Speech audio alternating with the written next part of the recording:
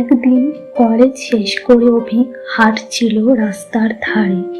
মাথায় চিন্তার পাহাড়, ক্যারিয়ার, পরিবার, স্বপ্ন, সবকিছু এলোমেলো লাগছিল। হঠাৎ এক জায়গায় দাঁড়ালো সে, একটা ছোট চায়ের দোকান। দোকানদারের কাকা মিষ্টি হেসে বলল, আয় বাবা, এক কাপ চা খেয়ে যা। অভিক মাথা নিচু করে বলল, কাকা, মনে হচ্ছে কিছুই হবে না জীবনে।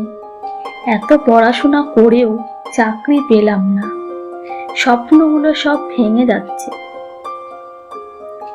চায়ের কাকা চুপচাপ একটা কাপ এগিয়ে দিল, বলল, জীবনের স্বপ্ন ভেঙে গেলে নতুন করে গড়তে হয়।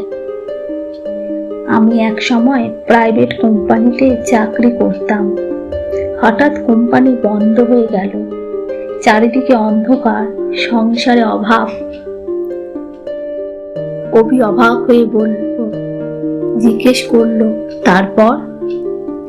কাকা হেসে বলল, তখন অনেকেই বলেছিল চা বেচে বাঁচবি, কিন্তু আমি ভেঙে পড়িনি, শুরু করলাম এই দোকান। আজ 10 বছর হয়ে গেল। রোগ 200 জন মানুষ আসেন, হাসেন, কথা বলেন। আমি শুধু এখন চা বেচি না, মানুষের মনের ক্লান্তিও ঘোচাই। চা শেষ করে অভি কাকার দিকে চেয়ে বলেন, তাহলে আপনি তো জিতেই গেছেন কাকা। কাকা হেসে বলল, জিতেছি না বাবা, শিখেছি। কাজ যেটাই করি না কেন, মন দিয়ে করলেই সেটা শ্রেষ্ঠ হয়ে যায়।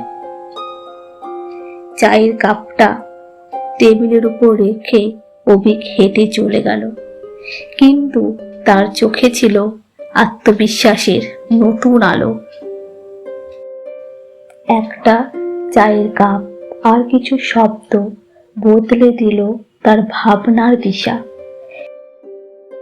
জীবনে যখন সবকিছু থমকে যায়, তখন হয়তো দরকার হয় শুধুমাত্র এক কাপ চা আর একজন ভালো মানুষ যে সাহস যোগাবে। কমেন্টে লিখুন, এবং যদি গল্পটি ভালো লেগে থাকে তাহলে লাইক দিন, শেয়ার করুন ও মাই ক্রিয়েশন চ্যানেলকে সাবস্ক্রাইব করে দিন।